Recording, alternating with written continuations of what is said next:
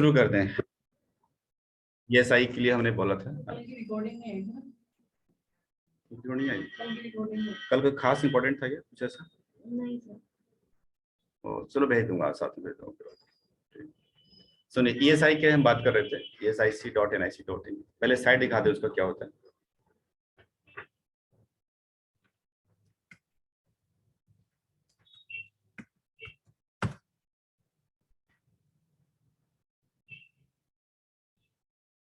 ESIC मतलब जो भी काम करेंगे हम इस पे जाकर करेंगे, esic.nic.in पे। पहले समझते हैं कि esic.nic.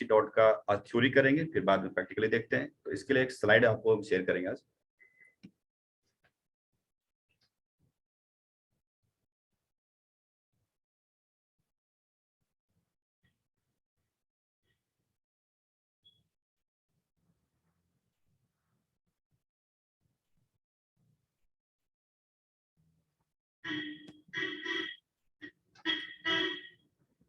सुनिए, जैसा कि स्लाइड एक हम PF का मैंने आपको स्लाइड ये शेयर किया था, उसी तरह से करूंगा। थ्योरी कर लेते हैं। ESI हम सिंपल बोलते हैं ESI, बट बेसिकली होता है क्या, इसका फुल फॉर्म है ESIC, यानी employees state insurance and corporation. Employees state insurance and corporation act 1948, मतलब 1948 में बनाई गई नियम कानून है जो ESI के बनाई गई है। अब इसका मकसद क्या है समझते हैं। ये देखिए, बीमा है एक तरह का, बताते हैं। This act extends to the whole of India including Jammu and Kashmir, यानी पूरी इंडिया के अंदर हर जगह पे ये नियम लागू है। और यह नियम आपके उस तरह की कंपनी फैक्ट्री में लागू होता है जहाँ के 20 और मोर एम्प्लॉइज वहाँ पे काम करते हैं। जो सेम टू सेम आपका PF का जो रूल है वही रूल यहाँ पर भी लागू होगा, ठीक है। और इस एक्ट का बनाने का जो मेन मकसद है वो ये है कि एम्प्लॉय के बेनिफिट के लिए बनाई जाती है। 3 तरह के बेनिफिट मिलते हैं।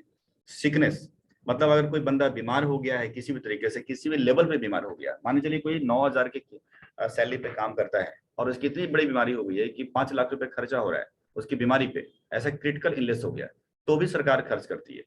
यानी सिकनेस A to Z, जो बीमार हो गए हैं या इवन उनके फैमिली मेंबर में कोई बीमार हो गए तो अनलिमिटेड अमाउंट तक एक्सपेंसेस होते हैं। आपकी सैलरी नहीं देखी जाती है, देखी जाती है कि बीमारी ठीक हो जाना चाहिए। तो पहला ये चीज है।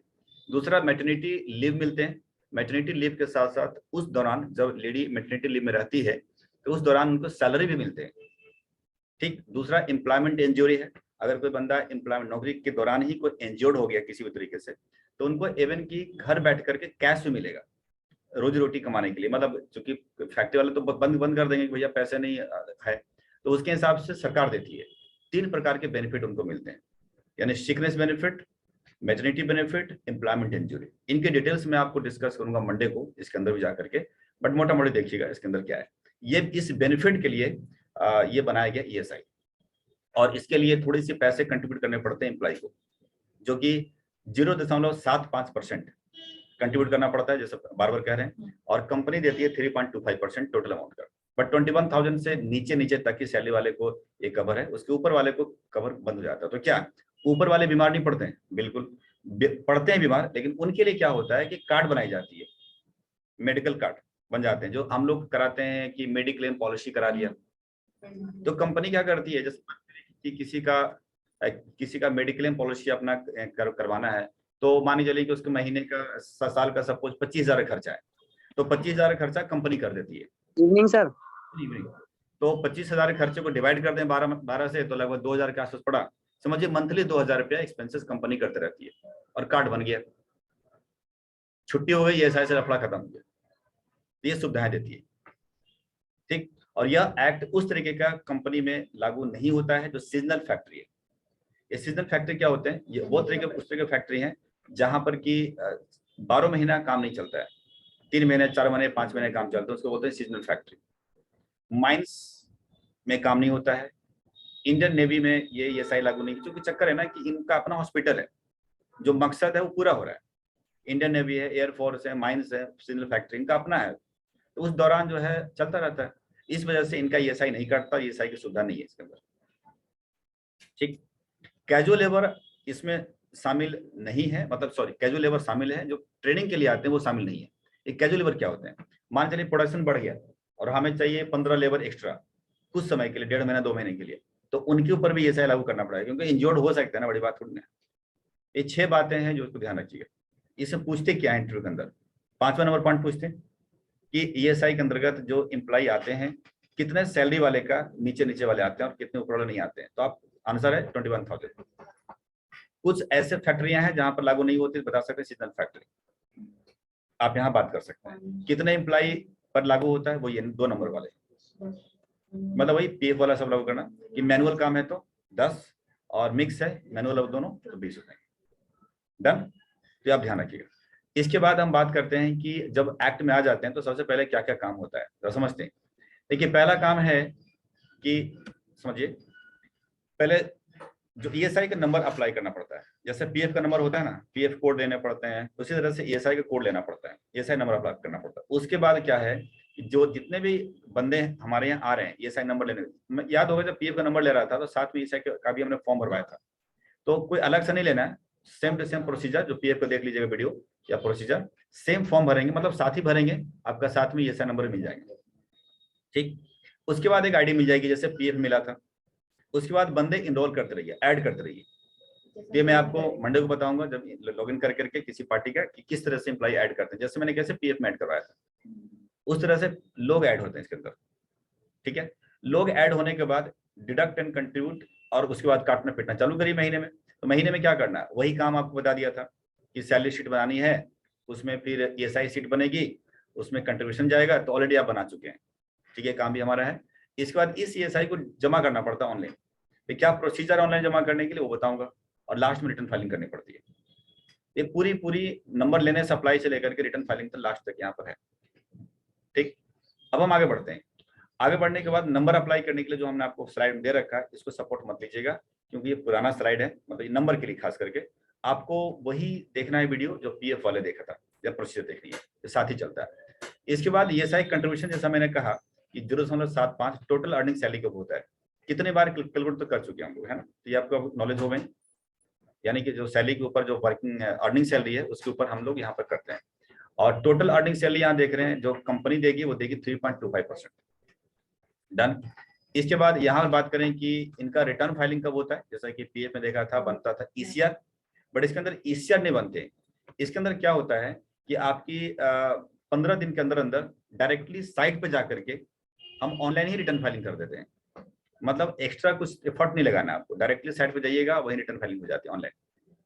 ठीक, हाँ, लेट अगर फाइल किया, लेट जमा किया, तो सिंपल ब्याज 12% पर एनम का आपको ब्याज देने पड़ेगी, यानी सिंपल इंटरेस्ट 12% पर एनम का आपको यहाँ पर ब्याज भरने पड़ेंगे।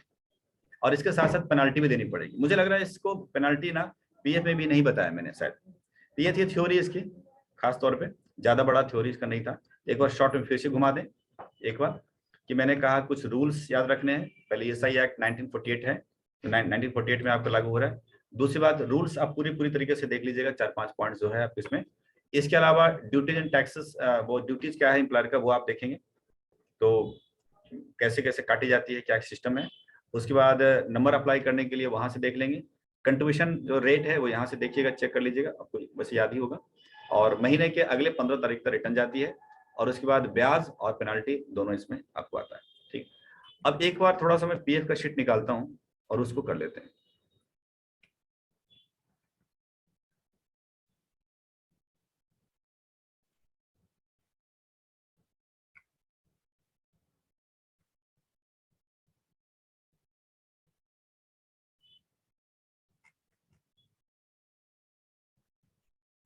देखिए शीट के ऊपर शीट नंबर 1 देखेंगे अगर, तो मैंने ये सब कुछ आपको बता दिया है निकालने वाले के लिए। सिर्फ ब्याज के बारे में देखें यहाँ पर थोड़ा सा, इंटरेस्ट और पेनाल्टी के बारे में देखिए यहाँ पर कि फर्स्ट जो भी एग्जांपल आप ले सकते हैं, किसी भी एग्जांपल को। मान के चलिए कोई एम्प्लॉय कंट्रीब्यूशन यहाँ देख रहे हैं कि आपका जो भी बनता है, सपोज 8,000 रुपीज एम्प्लॉय कंट्रीब्यूशन है यहाँ पर, और यहाँ पर कितना बन रहा है, 1 मिनट, 867 रुपया, 867 रुपीज आपके PF जमा करना था। और मान के चलिए कि 7 दिन लेट जमा करते हैं सपोज, तो 12% पर एनम के दर से आपको देने पड़ेंगे ब्याज 7 डेज के लिए। निकालेंगे कैसे, 867 मल्टीप्लाई 12/100 इंटू 7/365, जो नॉर्मली 7 दिन का होता है ना, वैसे निकालने पड़ेंगे डेज के अकॉर्डिंगली। ठीक है, और उसी तरीके से देखिएगा 265 का सेम आपको निकालना पड़ेगा। मतलब हर अकाउंट नंबर में आपको यहाँ पर करते करते करते करते आपको निकालना पड़ेगा। ठीक है, तो सिंपल ब्याज निकालना है। इसके अलावा पेनाल्टी भी भरनी पड़ती है, तो पेनाल्टी निकाल, अच्छा यहाँ पर हमने अमाउंट भी लिख दिया, 2 रुपये 1 रुपये करके निकाल दिया। और इवन की आपको पेनाल्टी भरनी पड़ेगी, तो पेनाल्टी के लिए पीएफ वाले में अगर सीट में अगर हम आते हैं सिखाने के पर्पज से,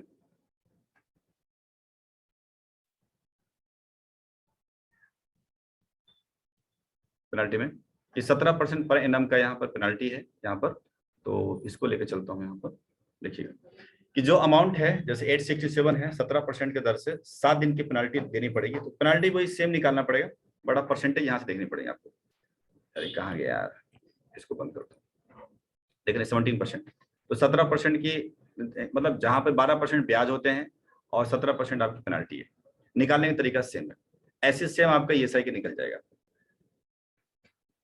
ठीक है ना, तो ये इसमें थोड़ा देख लेना। और इसमें जितना दिन लेट है उसके दिन के हिसाब से आपको लग जाएंगे इंटरेस्ट, मतलब डे के हिसाब से इंटरेस्ट लगता है, कुछ है नहीं, सारे अकाउंट में जमा करने पड़ेंगे आपको। ठीक, और इसमें तो खास नहीं था, जो छूट गया था याद करिए, उस तरह से था। और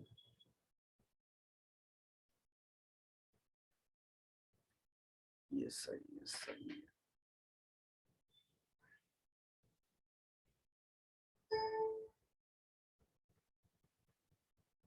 हाँ चलिए इसका सीट देख लेते हैं एक बार। ये साइड का सीट अलग से बना रखा मैंने।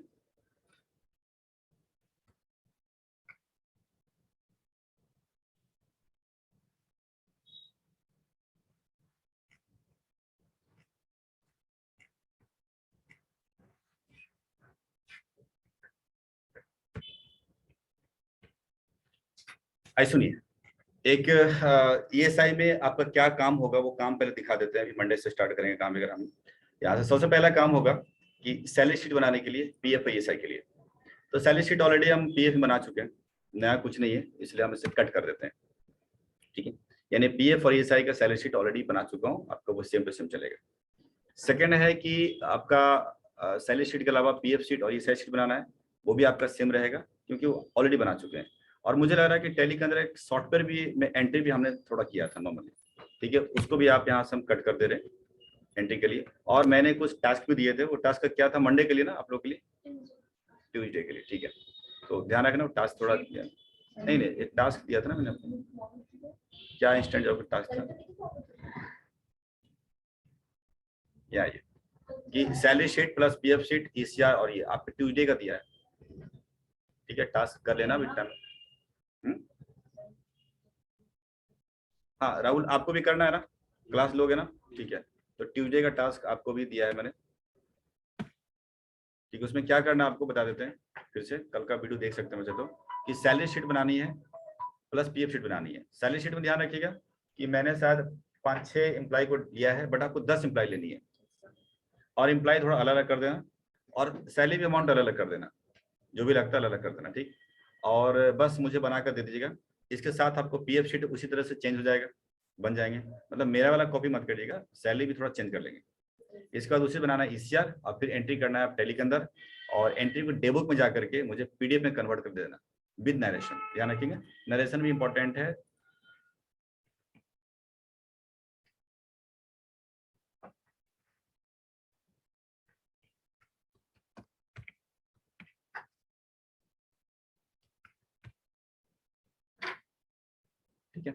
ठीक है मोहित, ध्यान रखना है, थोड़ा टारगेट को सब पूरा करो डेडलाइन का। और तो ये काम ऑलरेडी ये तीनों काम हो चुका है। अब सिर्फ मुझे प्रिपेयर ईएसआई एक सीट आती है बनाने के लिए कंट्रीब्यूशन का, वो हम करेंगे मंडे को। ठीक है, तो आज इतने रखिए, करते हैं फिर मंडे को शुरू ना प्रैक्टिकली, एक दिन में खत्म हो जाएगा। ठीक है मोहित, आज इतने रख रहा हूँ। ठीक है मोहित, कुछ पूछना है क्या?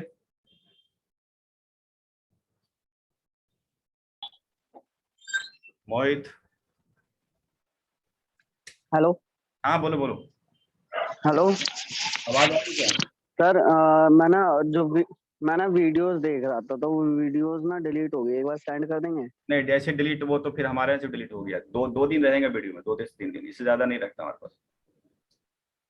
2 से 3 दिन बस रहेगा। तो फिर सर किसी भी 8 स्टूडेंट तारीख की तो है मेरे पास। नहीं, किसी भी स्टूडेंट से कोऑर्डिनेट करो, उससे ही से मिलते नो, मेरे पास सारे जुमजुम होंगे।